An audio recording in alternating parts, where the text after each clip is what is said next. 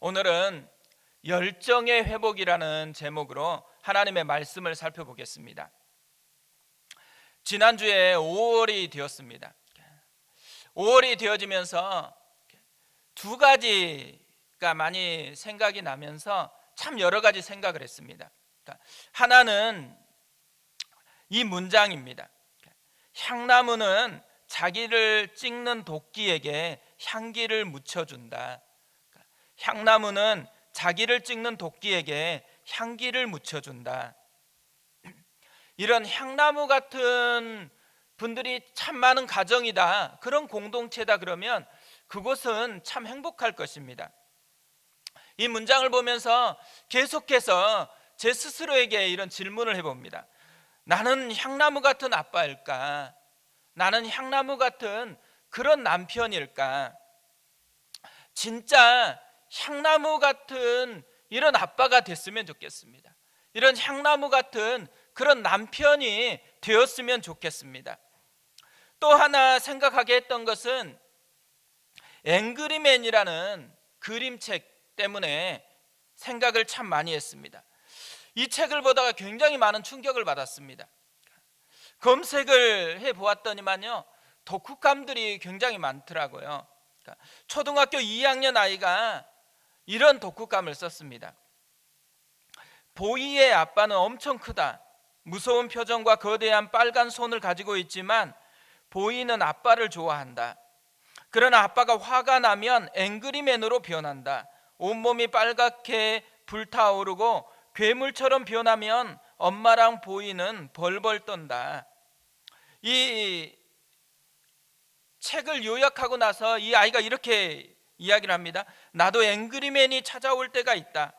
동생이 내 장난감을 가져가거나 내 말을 안 들어 싸울 때 그렇다. 그리고 결론이 이렇습니다. 화가 난다고 괴물이 되면 안 된다. 나도 앞으로 화가 날 때 말로 표현하고 지혜롭게 행동해야겠다. 코로나19 때문에요, 가족들과 함께하는 시간이 참 많아지고 있습니다. 이 가족들과 함께하는 것이 향기로 가득하거나 아니면 앵그리로 가득할 그런 위험성이 내포되어 있는 것이죠. 실제로 코로나19 이 사태가 일어나면서 세계적으로 뚜렷한 특징 하나가 뭐냐면 가정폭력이 증가했다라는 것입니다. 그래서 이런 기사 제목까지 나왔습니다. 코로나19가 퍼뜨린 새로운 병, 가정폭력. 우리 가정은 어떨까요? 향기가 가득할까요? 아니면 앵그리가 가득할까요? 진짜 가정의 달이거든요. 앵그리가 아니고 향기가 가득한 가정이 됐으면 좋겠습니다. 화가 난다고 괴물처럼 변하는 것이 아니고 화가 나는 그것 때문에 도끼에게도 향기를 물려주었던 그런 가정으로 우리가 세워졌으면 좋겠습니다. 오늘 말씀에 나오는 고넬료를 살펴보면요, 고넬료가 그런 사람인 것 같다는 생각을 합니다. 고넬료는 살펴보면 살펴볼수록 참 매력이 많다라는 생각을 했습니다. 하나님이 자기에게 준 축복을 자기만 누릴 수 없었던 것입니다. 그래서 가까이 있는 가족들, 가까이 있는 사람들에게도 이 축복을 함께 누리고 싶어서 나누는 사람이었습니다. 2절을 보시면 그가 경건하여 온 집안과 더불어 하나님을 경외하며, 온 집안과 더불어 하나님을 경외했다 그래요. 왜 이렇게 했을까요? 자신이 경험한 하나님이 너무너무 큰 축복인 것을 깨달았기 때문에 함께 누리고 싶은 거죠. 그래서 나누는 것입니다. 그뿐만 아니죠. 24절에는 이렇게 되어 있습니다. 이튿날 가이사랴에 들어가니 고넬료가 그의 친척과 가까운 친구들을 모아 기다리더니, 베드로를 기다리면서 고넬료가 했던 것이 한 가지가 있는 거죠. 사람들을 모아서 기다리는 것이었습니다. 특별히 친척과 가까운 친구들을 모았다고 얘기를 합니다.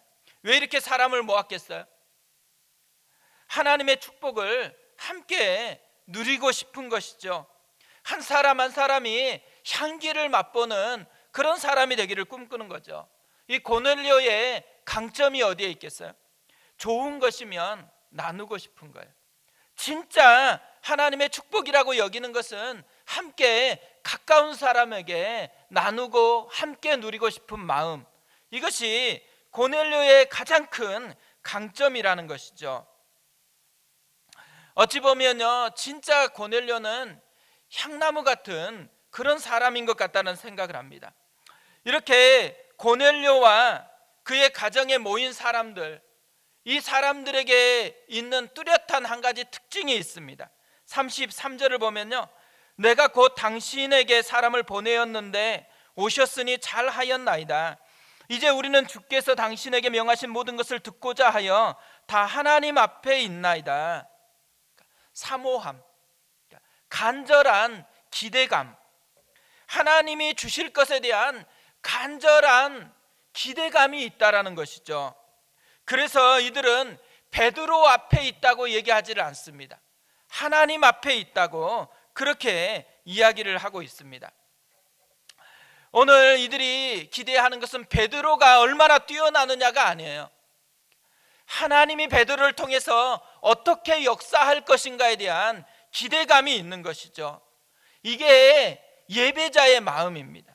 예배를 드릴 때는요, 간절한 이런 사모함으로 하나님 앞에 서는 것이죠.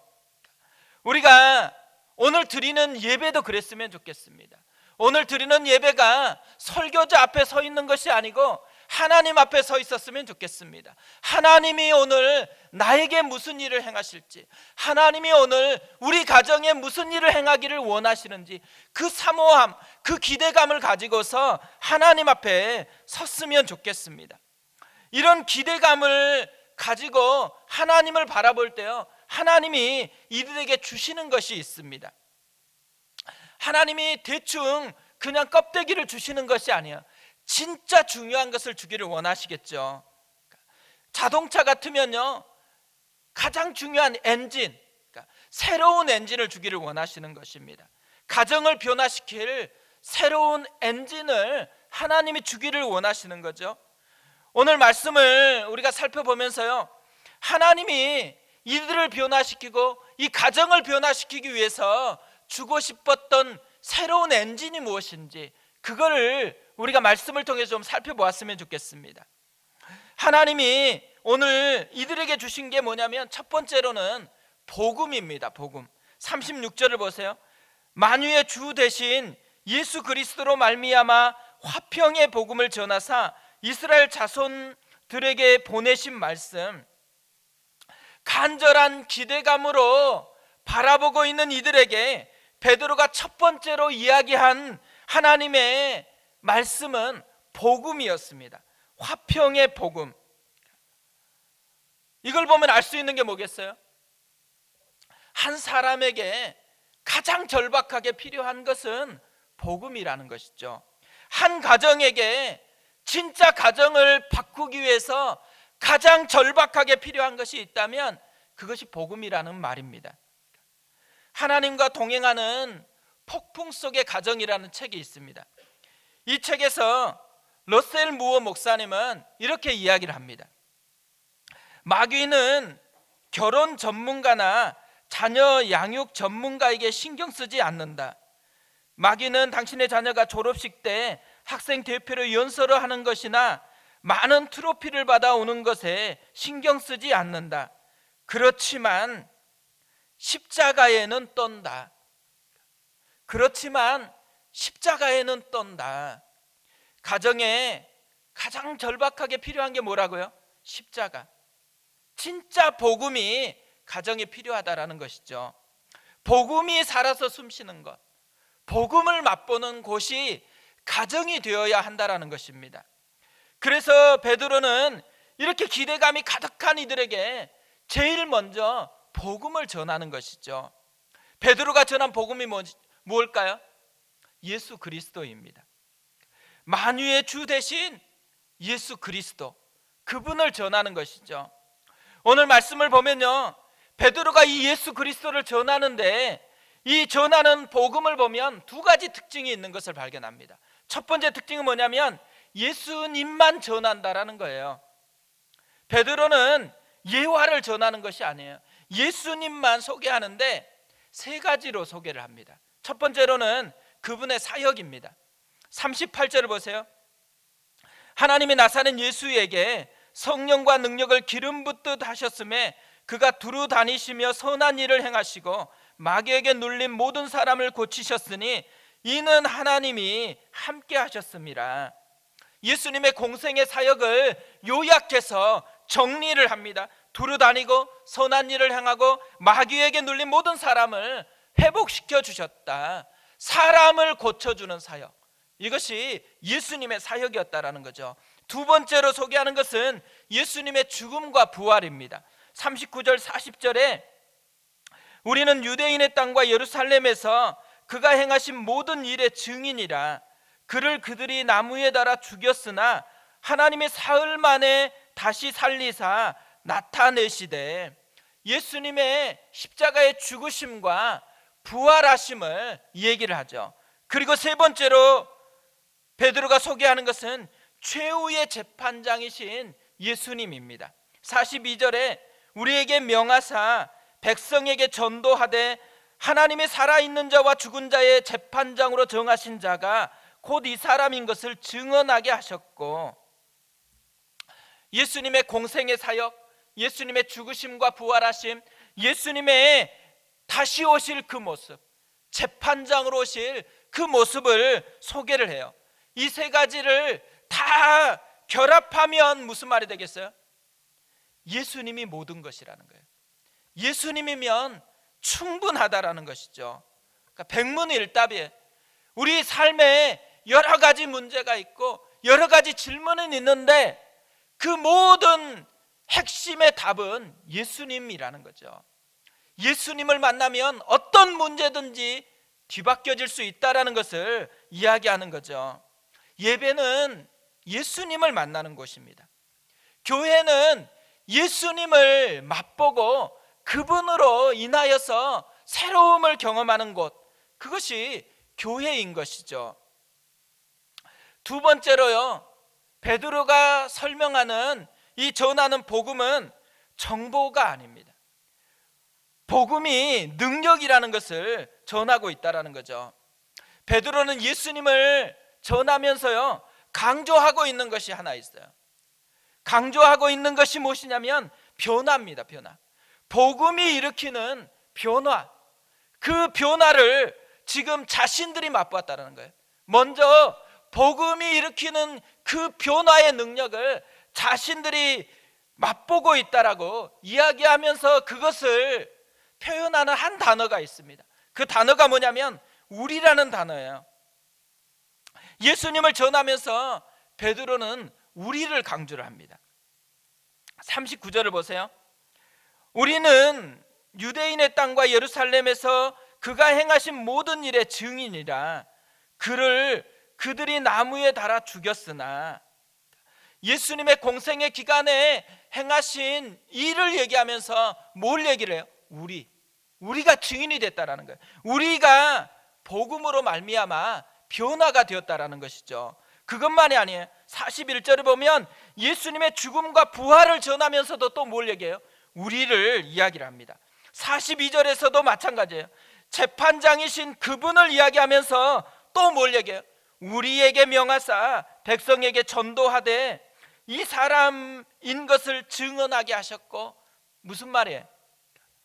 공생의 기간에도 이 복음이, 이 예수님이 자기의 인생을 바꿨고, 십자가와 부활을 통해서도 이 예수님의 복음이 자기의 인생을 바꿨고, 또 오실 그분을 바라보면서도 현재적으로도 지금도 예수님이 자기의 인생을 변화시키고 있다고 그렇게 이야기를 하는 거죠.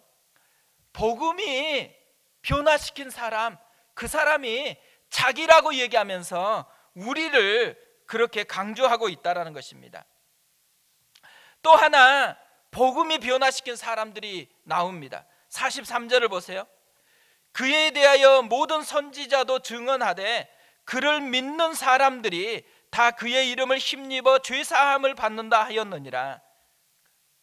그를 믿는 사람들, 예수님을 직접 경험했던 자기 같은 제자들만이 아니고 듣고 믿는 당신들도 예수의 이름을 힘입어 죄사함을 받을 수 있다고, 예수님을 만나면 변화될 수 있다고, 복음이 진짜 능력이라고 그렇게 이야기를 하고 있다라는 거죠. 우리는 성경의 사람들이 부러울 때가 많아요. 나도 베드로였으면, 베드로처럼 예수님을 직접 경험했으면 나도 변화될 수 있지. 근데 나는 성경시대에 살고 있지 않으니까 내가 변화되지 않는 것은 이해될 수 있다라고 그렇게 생각하는 경향이 많습니다. 그러나요, 베드로의 시대에만 예수님이 살아있는 게 아니에요. 지금도 예수님이 살아계셔요.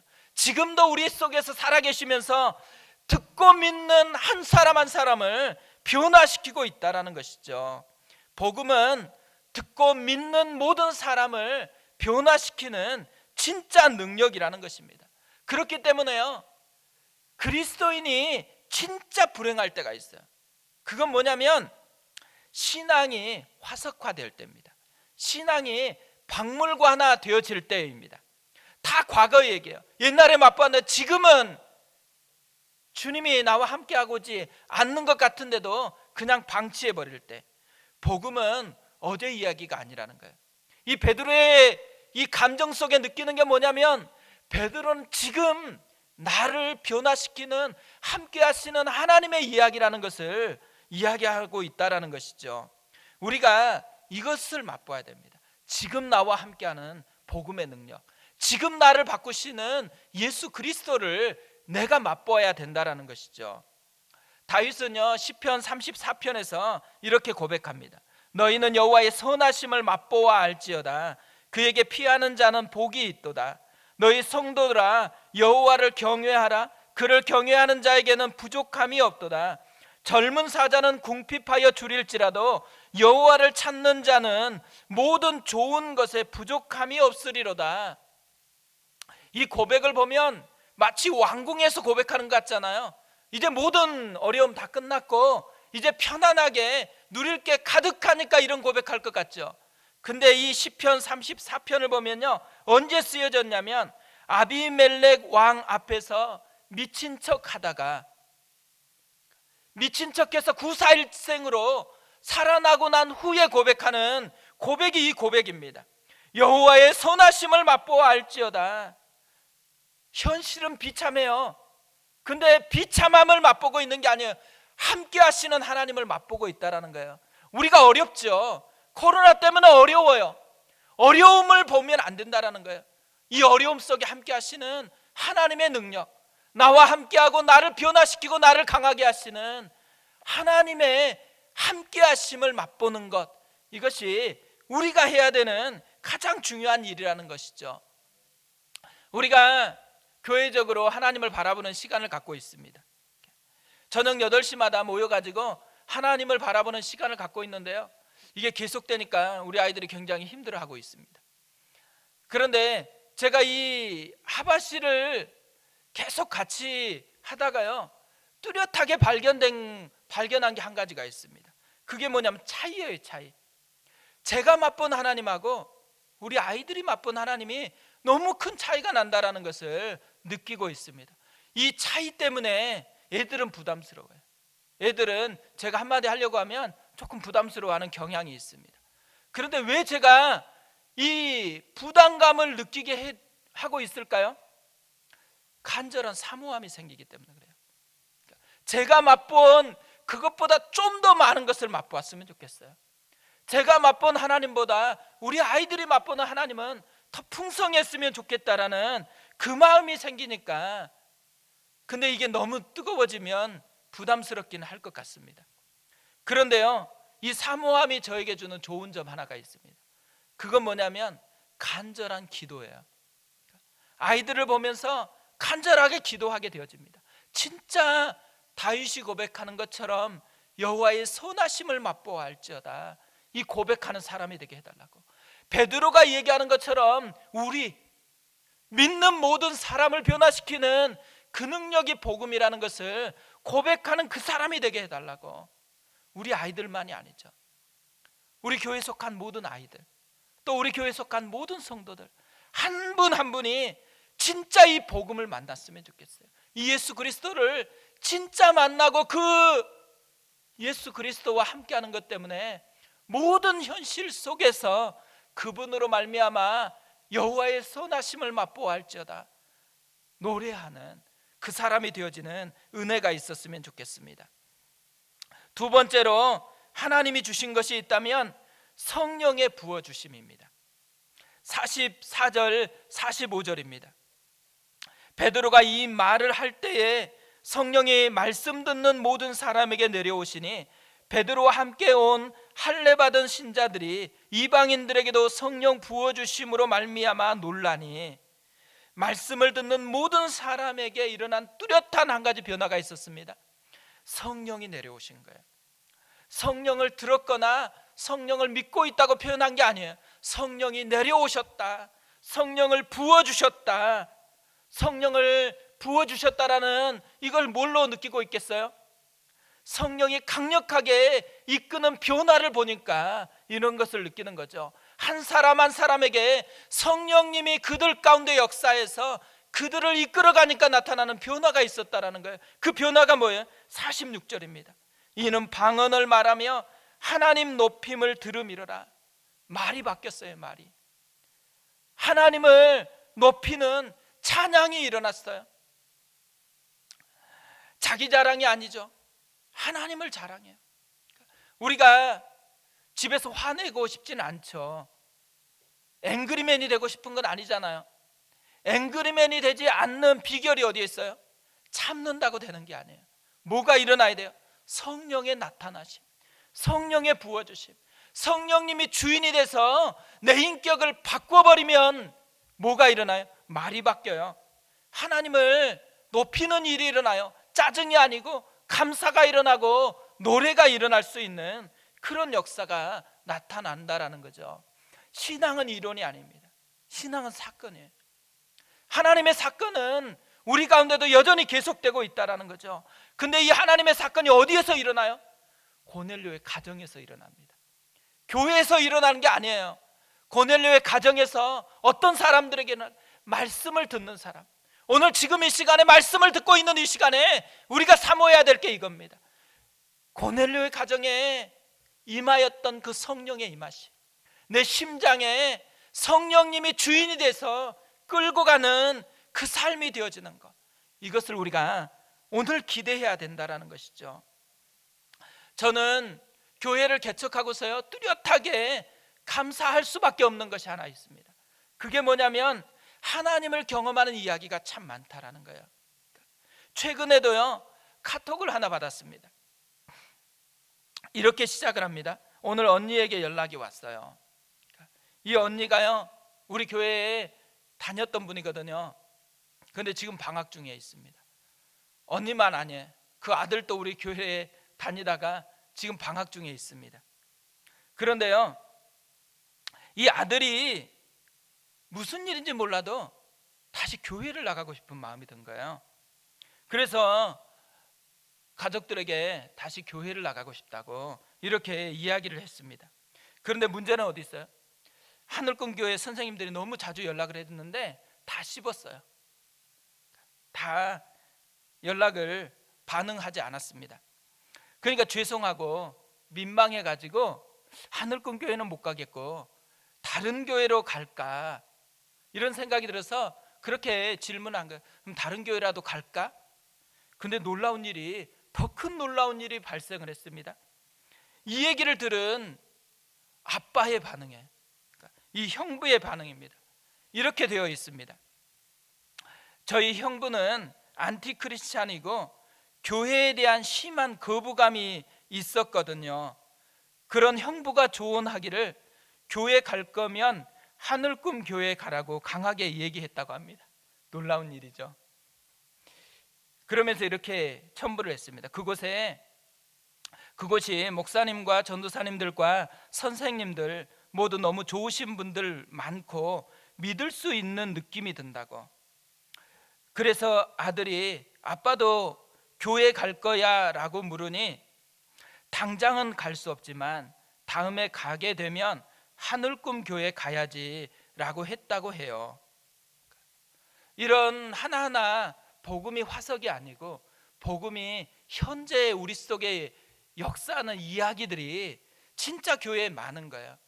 이게 교회를 개척하면서 누리게 되는 가장 큰 축복이지 않나, 이런 생각을 하게 되어집니다. 우리가요, 복음을 오늘 우리의 이야기로 만나고 그것을 누리고 그것을 우리의 자녀들에게, 누군가에게, 특별히 가까운 사람들에게 전하는 사람이 되어야 된다는 것이죠. 오늘은 제가 책에서 읽은 한 이야기로 마무리를 하려고 합니다. 월트 디즈니사 아시죠? 디즈니사에서 일어났던 이야기입니다. 이 월트 디즈니사에서 한 번은 경쟁회사의 직원들을 다 초대를 했다고 합니다. 그리고 나서는요, 모든 시설을 다 보여줬어요. 그것뿐 아니에요. 기업 기밀에 속할 것 같은 그런 중요한 내용들도 다 보여주고 또 설명까지 해 주었다고 합니다. 그러자 이 견학을 마치고 나서 한 사람이요, 이런 질문을 했어요. 이렇게 회사의 아이디어와 노하우를 다 공개해도 되는 것입니까? 이 질문에요, 이 월트 디즈니 직원이 이런 대답을 했습니다. 아이디어나 이런 연구시설은 모방할 수 있지만 아이들을 사랑하는 월트 디즈니의 열정은 결코 모방할 수 없습니다. 다 카피해도 마음의 열정은 카피할 수가 없다라는 거죠. 오늘 말씀을 묵상하다가요, 제가 깨달은 게 뭐냐면 열정과 열정의 만남이라는 거예요. 오늘 고넬료와 그곳에 모여 있었던 사람들은 뚜렷한 열정이 있었습니다. 하나님이 어떤 것을 주실 것인지 하나님을 기대하는 열정이 있었습니다. 그것뿐 아니죠. 이런 열정을 가진 사람들에게 하나님이 주고 싶어 하는 열정이 있었습니다. 복음을 주고 싶어 했고, 그리고 성령을 주고 싶어 하는 하나님의 열정이 있었습니다. 오늘요, 우리 가운데 빠진 게 뭘까? 우리 가정에 빠진 게 뭘까? 이렇게 생각해 보니까요, 열정이 빠진 거예요. 열정. 다른 것들은 다 해요. 교회에 다니고 또 열심히 뭔가를 하려고 하는 것들도 있어요. 근데 진짜 중요한 이 마음의 열정, 마음의 열정이 빠져버리니까 하면서도 지루합니다. 하면서도 기대감이 없어지는 것이죠.